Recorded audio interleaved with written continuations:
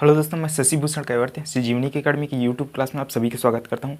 जैसे कि आप लोगों ने थंबनेल में देखा ही होगा, ये वीडियो आपका महिला पर्यवेक्षक के लिए बनाया जा रहा है, जिसमें गणित के सेलेक्टेड प्रश्नों पर चर्चा किया जाएगा जो ज़्यादातर व्यापम द्वारा पूछे जाते हैं। ठीक, यहाँ पर कई प्रश्न ऐसे मिलेंगे जो आंकड़ों सहित पूछ लिए जाते हैं। तो चलिए तो फिर प्रश्नों को देखते हैं। प्रश्न यहाँ पर आपको पहला प्रश्न आपको मिलता है। पहला प्रश्न यहाँ पर मिल जाता है, यदि a का 90%, यदि a का 90% b का 30% है, यदि a का 90% बराबर b का 30% है, तो a b के कितने प्रतिशत के बराबर है? तो b a के कितने प्रतिशत के बराबर है? ठीक, ऐसे प्रश्नों को हम लोग क्या करेंगे, यहाँ पर देखिएगा, आपके पास बोला गया है a के 90%, a के 90%, तो 90 बटा क्या करते हैं 100, a गुणित 90/100 करते हैं। ठीक, बराबर दिए हैं तो यहाँ पर ही हो जाता है बराबर b के कितने प्रतिशत बोले? 30%। b का 30% के बराबर है, तो b इंटू क्या हो जाएगा 30/100। ठीक, ऐसा मिलेगा आपको। अब यहाँ पर क्या करना है देख लेते हैं। यहाँ पर जो हर में जो क्या है 100 है, यहाँ पर हर में क्या है 100 है, ये दोनों को काट देते हैं। बचता क्या है, a इंटू क्या मिल जाता है 90 बराबर b इंटू क्या मिल जाता है 30। इस तरीके से मिल जाता है। अब यहाँ पर क्या है, ये जीरो भी कट जाता है, ये जीरो भी कट जाता है। ठीक है, अब यहाँ पर 3 एक कम 3, 3 तिया 9 हो जाता है। ठीक, आता क्या है यहाँ पर a इंटू 3 और इक्वल b इंटू 1। ठीक, इस तरीके से मिल गया। अब यहाँ पर करते हैं तो a अपान क्या हो जाएगा b इक्वल टू ये हो जाएगा a अपान b और ये 1 अपान क्या हो जाएगा 3 हो जाएगा। ठीक, a अपान b और 1 अपान क्या मिल जाएगा 3 मिल जाएगा। 1 अपान a अपान b और 1 अपान 3। ठीक, तो यहाँ पर आपके पास क्या मिल गया, हम लोग बोल सकते हैं a बराबर क्या मिल गया 1 और b बराबर क्या मिल गया 3। a बराबर 1 और b बराबर 3, a बराबर 1 और a बराबर 1 और b बराबर 3। ठीक, तो यहाँ पर बोला गया है b a के कितने प्रतिशत के बराबर है? b a के कितने प्रतिशत? अब b a के क्या बोला है यहाँ पर b a के, ठीक है a के, तो यहाँ पर हम लोग आधार किसको मानते हैं? a के को मानते हैं आधार, और a के को आधार मानते हैं, और a जिसके साथ k जुड़ा है या फिर क जुड़ा है उसको हम लोग हर में लिखते हैं। हर में लिखते हैं मतलब क्या हो जाएगा b अपान a इंटू क्या करते हैं 100। b a का कितना प्रतिशत है?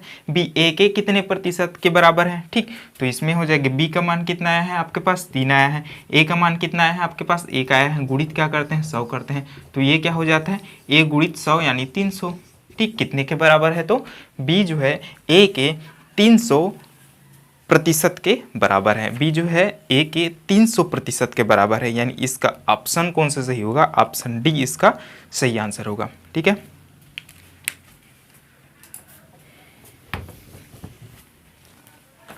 अगला प्रश्न यहाँ पर आपको दिया गया है,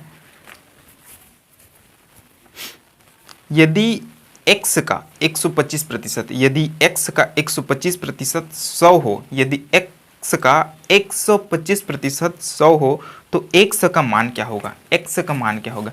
ठीक, यहाँ पर क्या दिया गया है, यदि x का 125%, अब 25% बोलते हैं तो 125% बोलते हैं, जहां पर प्रतिशत जुड़ा होता है उसके नीचे में क्या आ जाता है, प्रतिशत का चिन्ह हटाते हैं तो 100। तो यहाँ पर जो प्रतिशत का चिन्ह था उसको हटा दिया, नीचे में क्या आ गया 100। ठीक, किसके बराबर है? 100 के बराबर है। x का 125% किसके बराबर है? 100 के बराबर है। तो x का मान क्या होगा, ये क्वेश्चन है। तो यहाँ पर निकाल लेते हैं, ये x हो गया और इसमें क्या हो जाएगा देख लेते हैं, ये 100 क्या होगा तिर्यक गुणा होकर 100 के साथ गुणा होगा, ये हो जाएगा 100 गुणित क्या होगा 100 बटा क्या होगा 125। ठीक, ये नीचे में आ गया, ठीक है ना, ग्राउंड फ्लोर में आ गया है ना, नीचे में आ गया। अब इसके बाद क्या करते हैं, ये देख लेते हैं, इसमें ये हो जाएगा आपके पास 25 चौक 100, 25 पंछे 25 पंछे कितना हो जाएगा 125। अब यहाँ पर क्या हो जाएगा 5 एक कम 5, 5 दूने 10, 5 शून्यम और 20 और 4 को गुणा कर देते हैं, क्या हो जाएगा 20 चौक 80। ठीक है, 20 चौक 80, तो आया क्या x का मान 80, x का मान क्या आया 80। ऑप्शन ए इसका सही आंसर होगा। अगला प्रश्न यहाँ पर आपको मिल जाता है, मोहन ने अपना व्यय पहले 15% घटाया, पुनः 5% घटाया, इस प्रकार उसके व्यय में कुल कितने प्रतिशत की कमी हुई। अगर इसमें 2 बार प्रतिशत में कमी बताएं, ठीक है, 5% की कमी हुई, 10% की कमी हुई, या फिर 5% की वृद्धि हुई, या फिर 10% की वृद्धि हुई, ठीक, ये वृद्धि या कमी बताए और 2 आंकड़े आपको दिया गया हो, 2 आंकड़े दिया गया हो, तो इसके लिए फार्मूला ध्यान रखिए कि ये काफ़ी इंपॉर्टेंट है और ये ज़्यादा हर 10 एग्ज़ाम में, हर 7 एग्ज़ाम में इस तरीके के प्रश्न बनते हैं। तो यहाँ पर आपका ध्यान रखिएगा प्रतिशत, तो ये मिल जाएगा, क्या मिलेगा, प्रथम संख्या धन द्वितीय संख्या धन प्रथम इंटू द्वितीय संख्या बटा क्या करना है 100, ठीक, ये मिलेगा। अगर आपके पास ये द्वितीय संख्या है ना, ये द्वितीय संख्या, अगर आपको बोले कि प्रथम संख्या, अगर यहाँ पर बोले घटाया गया तो प्रथम संख्या में क्या लेना है, माइनस लेना है। वृद्धि किया गया तो यहाँ पर जो प्लस है तो प्लस ही रहेगा। अगर घटाया गया बोलेगा तो आपको क्या करना है, यहाँ पर माइनस लेना है। तो यहाँ पर क्या बोला है, पहला तो आपके पास पहला संख्या क्या बोल दिया गया है, 15% घटाया गया, तो 15% घटाया गया तो माइनस क्या होगा 15, और क्या बोलता है यहाँ पर पुनः 5% घटाया गया, मतलब क्या हो जाएगा, दूसरा क्या मिलेगा आपका -5, इस तरीके से मिलेगा। अब यहाँ पर मान रख देखते हैं, मान रखेंगे तो क्या हो जाएगा, ये हो जाएगा 15 -5 और ये हो जाएगा प्लस। अब इसके पास क्या होगा देख लेते हैं, एक के पहले स्थान पर क्या रखेंगे -15 गुणित क्या होगा -5 बटा ये हो जाएगा बटा 100, ठीक, इस तरीके से मिलेगा। अब यहाँ पर करते हैं क्या, माइनस और माइनस आपस में क्या हो जाएंगे, यहाँ पर ये दोनों जुड़ जाएंगे, जुड़ेंगे तो क्या हो जाएंगे -20 हो जाएगा।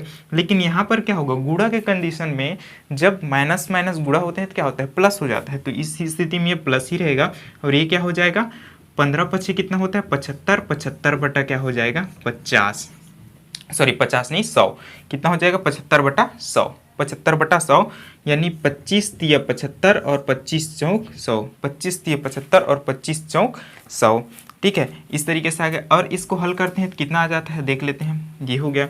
और इसमें हल करते हैं तो कितना आ जाता है, ये आपके पास क्या हो जाएगा, 4 जो है 20 के साथ गुणा होगा, 4 जो है 20 के साथ गुणा हो जाए तो कितना होगा 4 दूनी 8 यानी 80 -80 प्लस 3 बटा क्या हो जाएगा 4, ठीक, प्लस बटा क्या हो जाएगा 4, -80 और प्लस 3, तो -80 में +3 गया तो कितना बचा, माइनस ये बचा, माइनस कितना बचेगा, माइनस ये बचेगा 7 और इसमें क्या बचेगा, ये बचेगा 7, ठीक है, 77/4, ठीक, -77/4 आएगा, ठीक। और इसको हल करते हैं तो कितना आ जाता है देख लेते हैं, -19 सही 1/4, -19 सही 1/4, -19 सही 1/4, ठीक।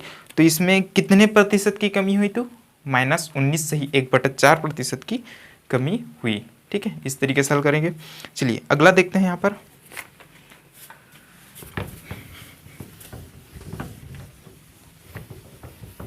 अगला प्रश्न यहाँ पर आपको मिल जाता है, अगला प्रश्न आपको मिलता है, किसी व्यक्ति के वेतन में पहले 20% की वृद्धि की गई और फिर उसमें 20% की कमी की गई, तो उसके वेतन में परिवर्तन है, उसके वेतन में क्या परिवर्तन है ये बताना है।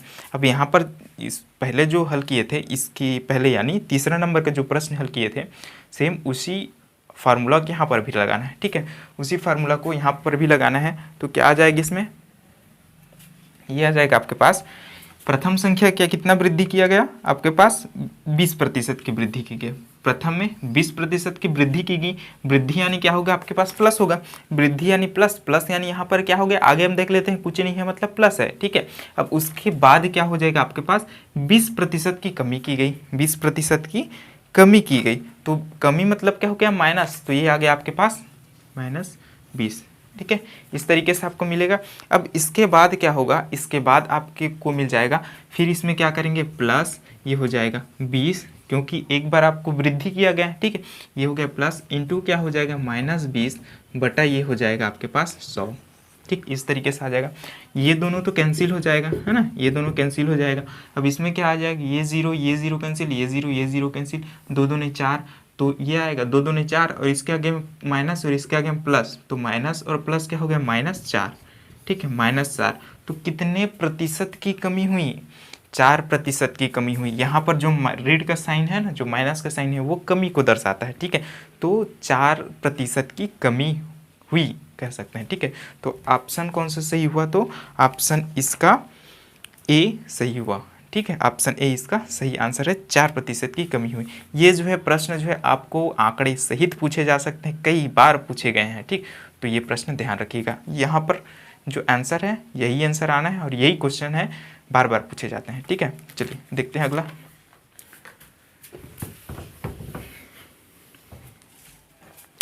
अगला प्रश्न यहाँ पर आपको मिल जाता है, यदि एक घन के प्रत्येक भुजा को 10% बढ़ा दिया जाए, 10% बढ़ा दिया जाए तो घन का आयतन कितना बढ़ जाएगा। घन का आयतन कितना बढ़ जाएगा यदि प्रत्येक भुजा 10% बढ़ा दी जाए।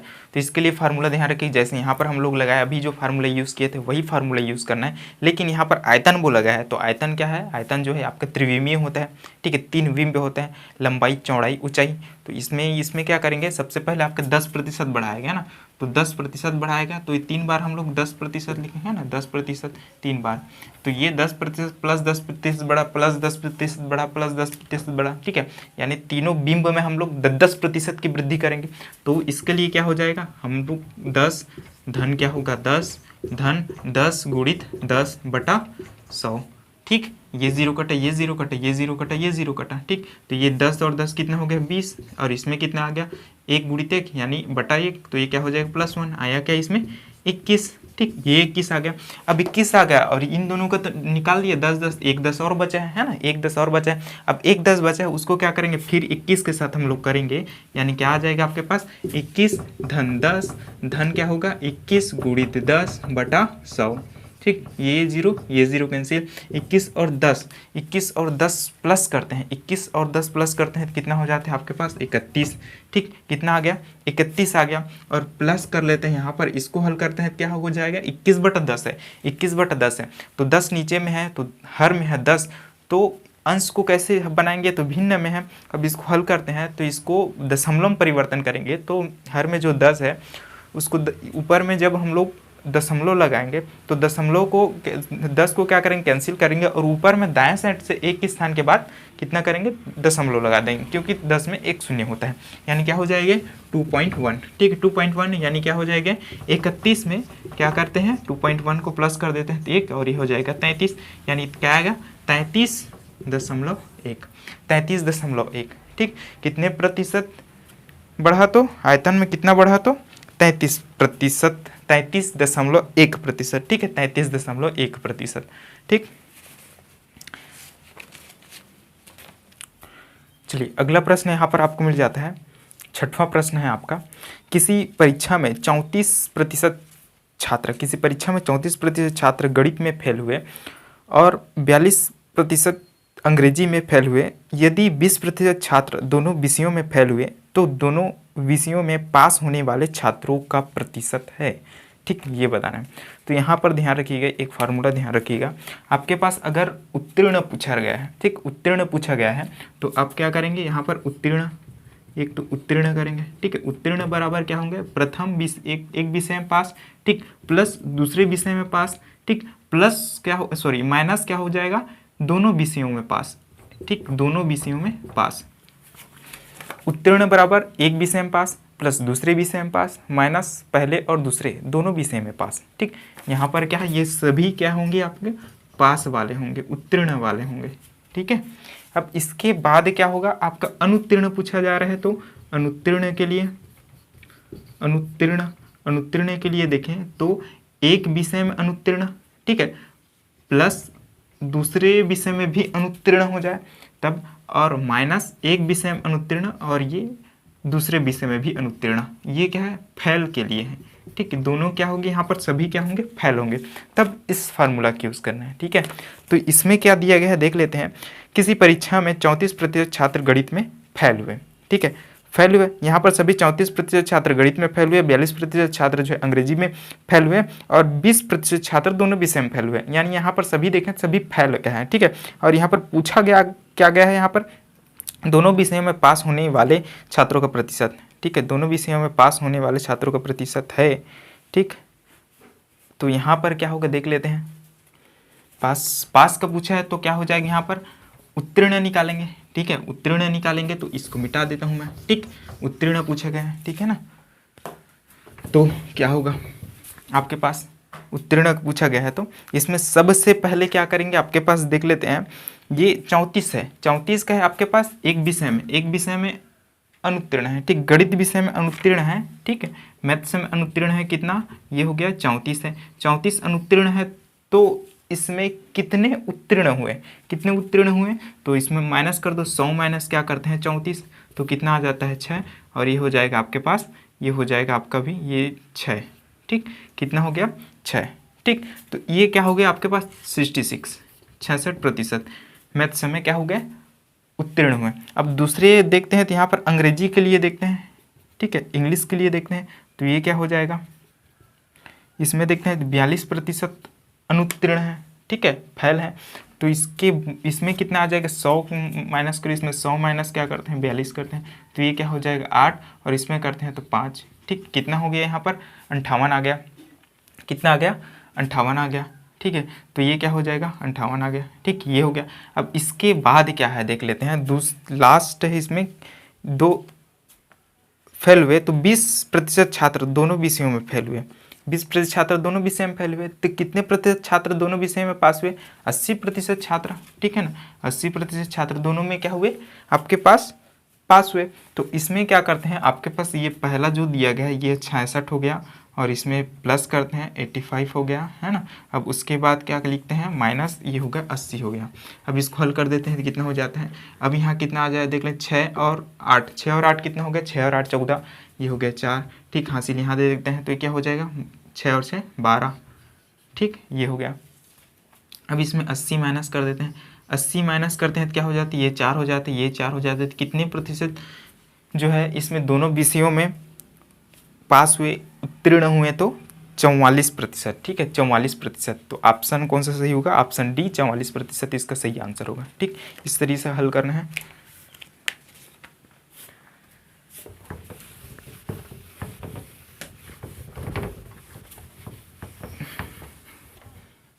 चलिए अगला प्रश्न यहाँ पर आपको मिल जाता है, किसी वस्तु का अंकित मूल्य किसी वस्तु का अंकित मूल्य क्रय मूल्य से 25% अधिक है, किसी वस्तु का अंकित मूल्य क्रय मूल्य से 25% अधिक है, उसे कितने प्रतिशत कम में बेचा जाए कि ना लाभ हो ना हानि हो, ना लाभ हो ना हानि हो।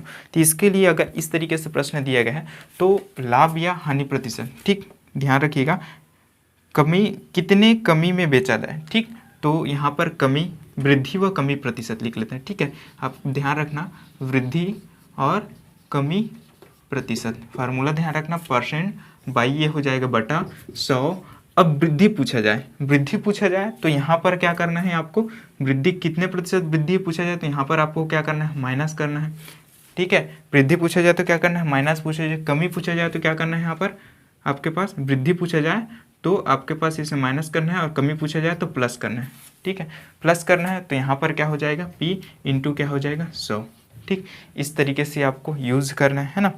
तो यहाँ पर कितना बोला है, यहाँ पर देख लेते हैं, कितना कम हो जाए तो कमी पूछा है, तो हम लोग इसमें क्या करेंगे, कमी पूछा है इसमें, ठीक है, कमी पूछा है तो P के जगह हम लोग क्या रखेंगे, 25 रखेंगे, तो ये हो गया 25 रखेंगे, ठीक। अब उसके बाद कमी पूछा है तो हम लोग क्या करेंगे, नीचे में हम लोग प्लस यूज़ करेंगे, तो 100 हो जाएगा, प्लस ये हो जाएगा आपके पास 25 होगा, ठीक, इंटू क्या होगा 100 होगा, ठीक। तो इसमें क्या हो जाएगा, 25 बटा ये हो जाएगा 125, 25 से कम 25, 25 पंछे 125, और ये हो जाएगा गुणित 100 है यहाँ पर, तो 5 एक कम 5, 5 2 10, 5 शून्य यानी आ क्या गया 20, ठीक। कितने प्रतिशत होगा, तो इसमें ना लाभ हो, कितने प्रतिशत कम में बेचा जाए, तो 20% कम में बेचा जाए, तो ये क्या हो जाएगा, ना तो लाभ होगा ना तो हानि होगा, ठीक।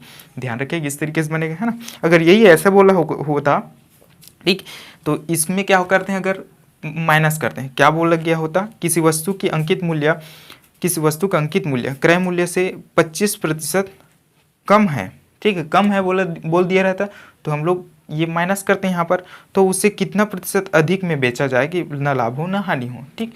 तो ये हो जाता है, यहाँ पर जो है शब्द जो है थोड़ा से चेंज हो जाते हैं, ठीक। तो इस फार्मूला को ध्यान रखना, ठीक। अगर वृद्धि बोला जाए तो यहाँ पर माइनस यूज़ करना है, अगर कमी बोला जाए तो यहाँ पर प्लस यूज़ करना है। तो हमें कमी पूछा गया है, तो यहाँ पर हम लोगों ने क्या किया, प्लस किए 100, ये हो जाएगा 100 धन 25, ऊपर में क्या आ गया 25 गुणित 100। अब इसको हल करते हैं तो 25 बटा 125 और ये हो जाएगा 25 से कम 25 पंचे 125 और 5 एक कम 5 दूनी 10 5 शून्य आ क्या 20%। ठीक है, चलिए अगला देखते हैं।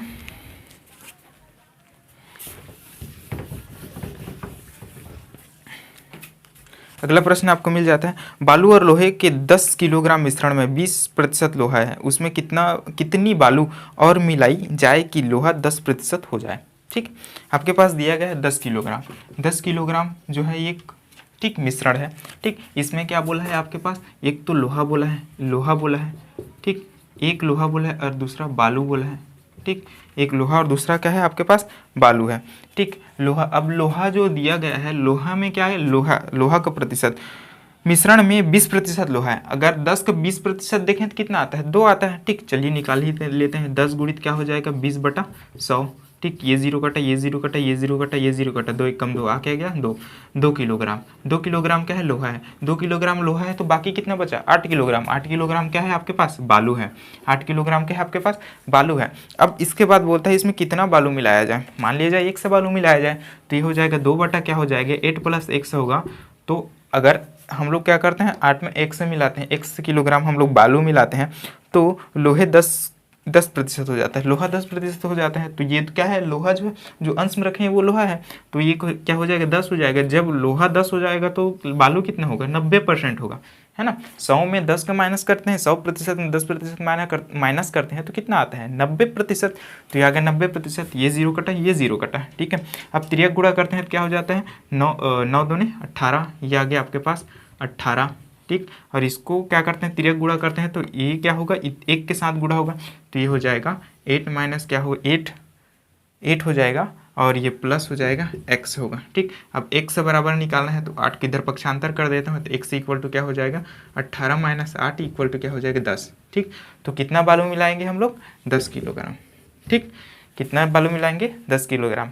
ठीक है, तो आंसर कौन सा सही होगा, आंसर इसमें ऑप्शन सही होगा बी 10 किलोग्राम सही आंसर होगा। ठीक है, चलिए अगला देखते हैं।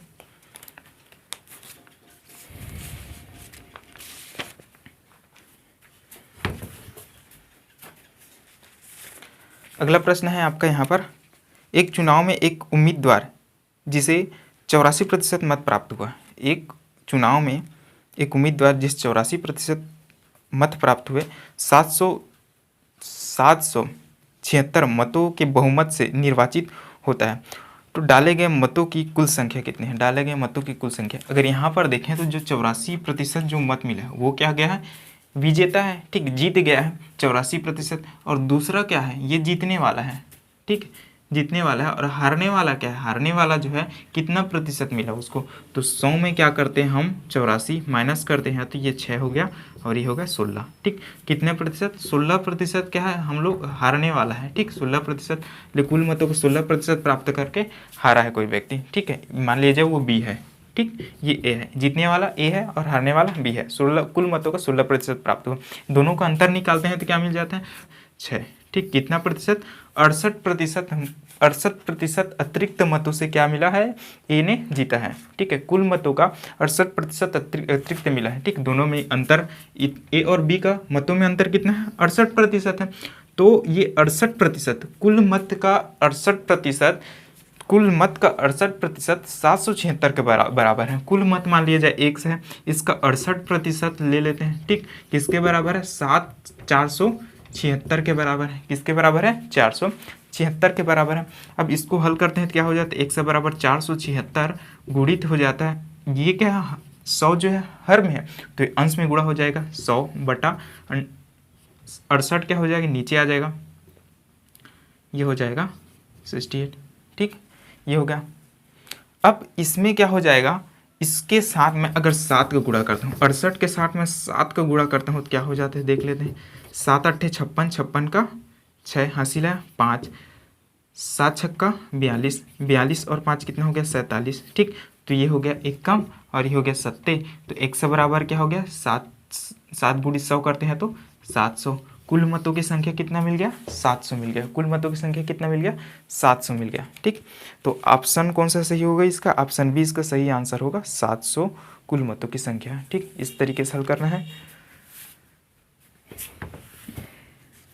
अगला देखते हैं, किसी वस्तु का विक्रय मूल्य और क्रय मूल्य में 5:4 का अनुपात है। किसी वस्तु के विक्रय मूल्य और क्रय मूल्य में 5:4 का अनुपात है, बताइए वस्तु को बेचने में कितने प्रतिशत लाभ होता है। ठीक है, कितने प्रतिशत लाभ होता है, कितने प्रतिशत लाभ होता है। ठीक है, तो यहाँ पर क्या दिया गया देख लेते हैं। आपके पास दिया गया विक्रय मूल्य ये हो गया विक्रय मूल्य, और ये मिलता है आपके पास क्रय मूल्य, इक्वल कितने हैं, 5:4 है। ठीक है, 5:4 है। ठीक, इस तरीके से यहाँ पर लाभ प्रतिशत निकालने के लिए बोला है। यहाँ पर लाभ प्रतिशत बराबर क्या होता है, कुल लाभ गुणित 100 बटा क्रय मूल्य। ठीक, इस तरीके से आपको मिलता है ना, इस तरीके से आपको मिलता है। तो इसमें क्या करेंगे, कुल लाभ निकालना चाहें तो क्या हो जाएगा, विक्रय मूल्य माइनस क्रय मूल्य, विक्रय मूल्य माइनस क्रय मूल्य। माना विक्रय मूल्य, यहाँ विक्रय मूल्य क्या मिल जाता है, 5 रुपया, 5 मान लेते हैं, और क्रय मूल्य क्या मिल जाता है, 4 रुपया। ठीक है, विक्रय मूल्य देखें तो 5 रुपया और क्रय मूल्य देखें 4 रुपया। ठीक है, तो लाभ निकालते हैं तो क्या करते हैं, विक्रय मूल्य माइनस क्रय मूल्य। तो ये क्या आ जाता है आपके पास, 5 - 4 गुणित क्या होगा 100 बटा क्या होगा क्रय मूल्य यानी 4, ये क्या हो जाएगा 1 हो जाएगा। तो 1 होगा मतलब क्या होगा 1 गुणित क्या हो जाएगा आपके पास, ये हो जाएगा 100 बटा क्या हो जाएगा 4, 4 एकम 4 और 4 दूने 8 और 4 पंछे 20। ठीक, क्योंकि यहाँ पर 2 बचा था, यानी आपका कुल लाभ प्रतिशत कितना है, तो कुल लाभ आपका प्रतिशत है 25% है। ऑप्शन सी इसका सही आंसर है। ठीक है,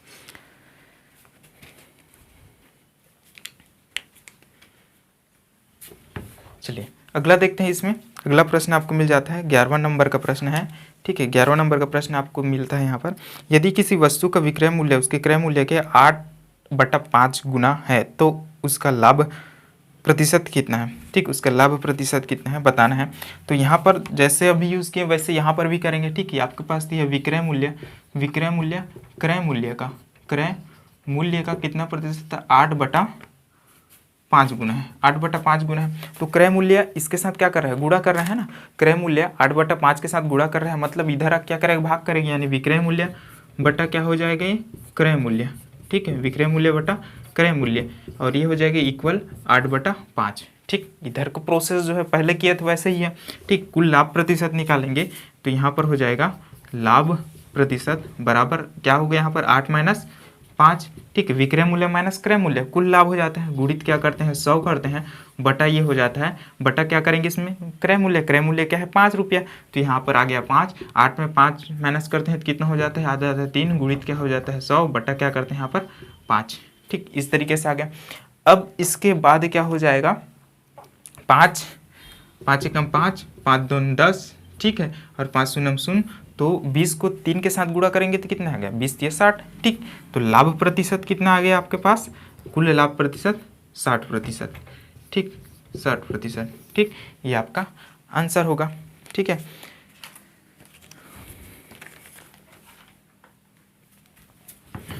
चलिए अगला प्रश्न यहाँ पर आपको मिल जाता है, मैदा 10% महंगा हो गया, जिसे 440 रुपये 2 किलोग्राम कम मैदा मिलता है। 440 रुपये में 2 किलोग्राम कम मैदा मिलता है। मैदा का पुराना भाव ज्ञात कीजिए। अब जब ऐसे भाव वाले प्रश्न पूछेंगे तो ध्यान रखिएगा, आपका फार्मूला ध्यान रखिएगा, एक नया भाव। ठीक, नया भाव बराबर क्या हो गया, कीमत गुणित परसेंट। ठीक, यानी मूल्य गुणित परसेंट।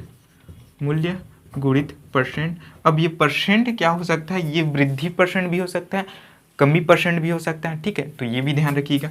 बटा क्या हो जाएगा, मूल्य गुणित परसेंट मात्रा। अब मात्रा भी क्या हो जाएगा, मात्रा भी अधिक भी हो सकता है, कम भी हो सकता है। ठीक, गुणित क्या हो जाएगा 100 हो जाएगा। ये हो गया मूल्य कितना है यहाँ पर, था मूल्य 400, आपके पास मूल्य जो दिया गया है मूल्य 440 रुपये, तो ये हो जाएगा 440 हो जाएगा।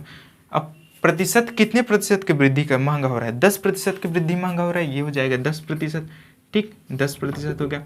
मात्रा कितना है यहाँ पर, ठीक, मात्रा कितना मात्रा कम हो रहा है, 2 kg कम हो रहा है, तो ये हो जाएगा 2 kg इंटू क्या हो जाएगा 100।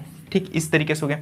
अब इसके बाद क्या होगा देख लेते हैं, ये देखते हैं इसमें ये 0 है और ये 0 है, नीचे में भी 2 0 तो कैंसिल हो जाएगा, ये प्रतिशत यहाँ पर नहीं लगेगा। ठीक है, तो ये हो जाए 0 कैंसिल, 0 कैंसिल, ये 0 कैंसिल, ये 0 कैंसिल। ठीक, 44 बटा क्या आ गया 2 आ गया, यानी ये क्या हो जाएगा 2 1 कम 2 दूनी 4, 2 दूनी 4, यानी आ गया क्या 22।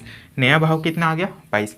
नया भाव जब आ गया 22 तो हमें क्या निकालना है, पुराना भाव निकालना है। पुराना भाव निकालना है तो इस आपके पास जो पुराना भाव है, पुराने भाव में कितने प्रतिशत की वृद्धि करने पर 22 हो रहा है, तो 10% की महंगा हो जा रहा है। कितने प्रतिशत महंगा हो रहा है, 10% महंगा हो रहा है। तो ये हो जाएगा, माना पुराना भाव 1 है, अब इसमें 10% महंगा करते हैं तो 100 धन 10 बटा क्या हो जाएगा 100 इक्वल क्या हो जाएगा 22। ठीक, ऐसा होगा। तो ये क्या हो जाएगा x इक्वल टू क्या होगी 110 इंटू एक्स इंटू क्या हो जाएगा 110 बटा 100 इक्वल क्या हो जाएगा 22। ये 0 कैंसिल, ये 0 कैंसिल, तो x बराबर क्या आएगा, x बराबर ये हो जाएगा 10 गुणित 22 बटा क्या हो जाएगा 11, 11 एकम 11 दूने 22। तो ये 2 10 के साथ गुणा होगा तो क्या हो जाएगा 10 दूने 20। ठीक, क्या आएगा 20 आएगा। पहले जो था पुराना भाव था वो कितने रुपये था, तो 20 रुपये था। ठीक है, इस तरीके से हल करेंगे। तो ये फार्मूला ध्यान रखिए नया भाव के लिए, और ये एक फार्मूला ध्यान रखिए, यहाँ पर वृद्धि अगर वृद्धि बोला है 10% वृद्धि बोला था 100 प्लस क्या करिए 10 किए, ठीक, बाई 100। ठीक, लेकिन यहीं पर अगर बोला गया होता, बोला क्या गया रहता है, यहाँ पर अगर कमी बोला रहता तो यहाँ पर हम लोग क्या रखते हैं, प्लस की जगह माइनस यूज़ करते हैं। ठीक है, ठीक। अगला प्रश्न यहाँ पर आपको मिल जाता है। अगला प्रश्न आपको दिया गया है 15 सेव का क्रय मूल्य 25 सेवों के विक्रय मूल्य के बराबर है। 15 सेव का क्रय मूल्य 25 सेव के विक्रय मूल्य के बराबर है। ये 3 प्रश्न ऐसे ही लिए गए हैं क्योंकि ये प्रश्न काफ़ी ज़्यादा रूप से बनते हैं ना, बार बार ये ऐसे प्रश्न पूछे जाते हैं। तो यहाँ पर इस प्रश्न को 2-3 बार ही लिए गए हैं। ठीक है, ऐसी टाइप से क्रय मूल्य विक्रय मूल्य से, तो ध्यान रखिएगा इस प्रश्न को, ध्यान रखिएगा इस टाइप के प्रश्न को। तो यहाँ पर क्या लिखेंगे, ये आपके पास बोला गया 15 सेव का क्रय, 15 सेव का क्रय मूल्य, 15 सेव का क्रय मूल्य, 15 क्रय मूल्य यानी कॉस्ट प्राइस लिख लेता हूँ। ठीक है, बराबर क्या हो जाएगा 25 सेव का विक्रय मूल्य यानी 25, और ये हो जाएगा सेलिंग प्राइस लिख लेता हूँ इसको। ठीक है, विक्रय मूल्य। अब यहाँ पर क्या हो जाएगा विक्रय मूल्य बटा क्रय मूल्य यानी क्रय मूल्य। अब इसमें क्या हो जाएगा जो क्रय मूल्य है ये मिल जाएगा क्रय मूल्य बटा क्या करते हैं सेलिंग प्राइस, ये हो जाएगा सेलिंग प्राइस। ठीक, ये यहाँ पर लिया है और 15 को ठीक तिर्यक गुणा कर देते हैं तो ये हो जाएगा 25 बटा क्या हो गया 15 हो गया। 5 पच्चे 25 और 5 दिए 15, 5 पच्चे 25 और 5 दिए 15, यानी यहाँ पर कॉस्ट प्राइस क्या ले सकते हैं हम लोग 5 रुपया, सेलिंग प्राइस क्या ले सकते हैं हम लोग 3 रुपया। कॉस्ट प्राइस क्या ले सकते हैं 5 रुपया और सेलिंग प्राइस कितना ले सकते हैं 3 रुपया।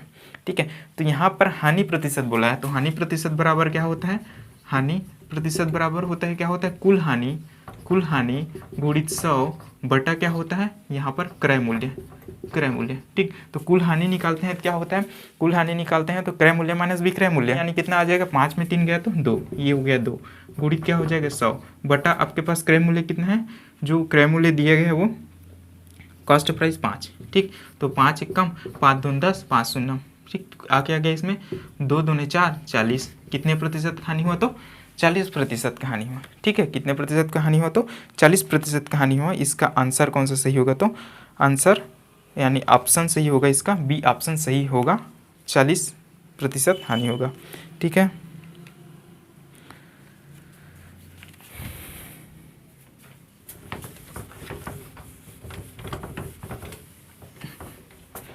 अगला प्रश्न देखते हैं इसमें। अगला प्रश्न आपको मिल जाता है इसमें। अगला प्रश्न आपको मिलता है एक दुकानदार ने जितने रुपये में 20 कलमे खरीदा उतने ही रुपये में 15 कलमे बेचा, दुकानदार को कितने प्रतिशत लाभ या हानि हुई। ठीक है, ऐसे प्रश्न मिले तो आपको क्या करना है इसमें, देखिए क्रय वस्तु की संख्या माइनस विक्रय वस्तु की संख्या। तो यहाँ पर मैं लिख लेता हूँ क्रय वस्तु माइनस विक्रय वस्तु।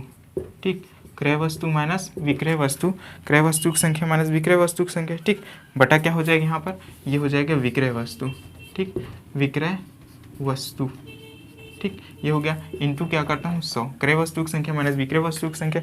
तो क्रय कितना है यहाँ पर 20 कल में खरीदे तो ये हो जाएगा 20, सॉरी ये 20 हो गया और ये हो गया 15 बटा क्या होगा 15 गुणित क्या होगा 100। अब 20 में 15 क्या है तो 5, 5 बटा 15 गुणित क्या हो जाएगा 100, 5 एक कम 5, 5 दिए 15, आके आ गए 100 बटा 3, 100 बटा 3 यानी क्या हो गया 3 तिया 9, 3 तिया 9, 1 बटा 3। ठीक, कितना प्रतिशत का कमी होगा, तो इसमें जो होगा लाभ होगा तो 33(1/3% का लाभ होगा, क्योंकि इसमें क्या आया है, प्लस में आया है। ठीक है, तो 33(1/3% का लाभ होगा। ठीक,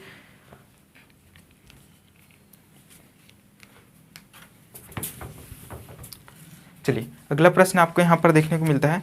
अगला प्रश्न इसमें मिल जाएगा आपको, रामू 33 सेब बेचकर 11 सेब के विक्रय मूल्य के बराबर लाभ प्राप्त करता है, तो बताइए रामू को कितने प्रतिशत लाभ होगा। ठीक, तो ऐसे प्रश्न मिलेंगे तो इसको ध्यान रखिएगा। अगर बोला जाए कि एम वस्तु बेचने पर एन वस्तु के क्रय मूल्य के बराबर लाभ या हानि पूछे, ठीक, लाभ या हानि पूछे, तो इसके लिए एक फार्मूला ध्यान रखना, क्या होगा, एम एन इंटू 100, इस फार्मूला का यूज़ करना है। ठीक, लाभ या हानि प्रतिशत के रूप में। ठीक, लेकिन अब पूछे कि एम वस्तु बेचने पर एन वस्तु के विक्रय मूल्य के बराबर लाभ पूछे, ठीक, लाभ प्रतिशत पूछे, तो यहाँ पर क्या करना है आपको, विक्रय मूल्य के बराबर लाभ प्रतिशत पूछे तो आपको इसमें करना, लाभ कब होगा, लाभ जब होगा जब हर में क्या करेंगे हम लोग, माइनस करेंगे, मतलब ये हो जाएगा m माइनस एन और ये हो जाएगा n इंटू 100। ठीक, ये होगा। अगर ये इसके जगह क्या हो जाएगा, हानि प्रतिशत है, तो हानि के लिए क्या हो जाएगा, हानि के लिए ये हो जाएगा आपका n इंटू 100 अपान क्या हो जाएगा m और प्लस क्या करना है, n करना है। ठीक, इस तरीके से यूज करना है। तो यहाँ पर क्या पूछा गया है, विक्रय मूल्य के बराबर लाभ प्राप्त करता है, तो बताइए रामू कितने प्रतिशत लाभ प्राप्त करता है। विक्रय मूल्य के बराबर लाभ प्राप्त, लाभ बोला है, विक्रय मूल्य के बराबर लाभ बोला है, तो विक्रय मूल्य के बराबर लाभ बोला है, तो विक्रय मूल्य के बराबर लाभ क्या होगा, ये हमारा होगा लाभ के लिए। तो एम के जगह क्या, हमारे पास एम के जगह क्या दिया है, एम के जगह दे दिया है इसमें 33 और एन के जगह क्या दे दिया है, एन के जगह दे दी है 11। तो इसमें हम लोग क्या करेंगे, इसके जगह हम लोग करेंगे तो 33 माइनस 11 और ये हो जाएगा 11 गुणित ये हो जाएगा 100। ठीक, इस तरीके से होगा। अब इसमें क्या हो जाएगा, ये हो जाएगा 11 गुणित 100 बटा क्या हो जाएगा, इसमें करते हैं तो 22। ठीक है ना, तो 11 एक कम, 11 दूनी 22, 2 एक कम और ये हो जाएगा 2 5 6 10 2 शून्य। ठीक, तो कितने प्रतिशत होगा लाभ, कितने प्रतिशत लाभ हुआ, तो आपका 50% का लाभ हुआ। ठीक, ऑप्शन ए इसका सही आंसर है। ठीक, ये रहा आपका 15 प्रश्न।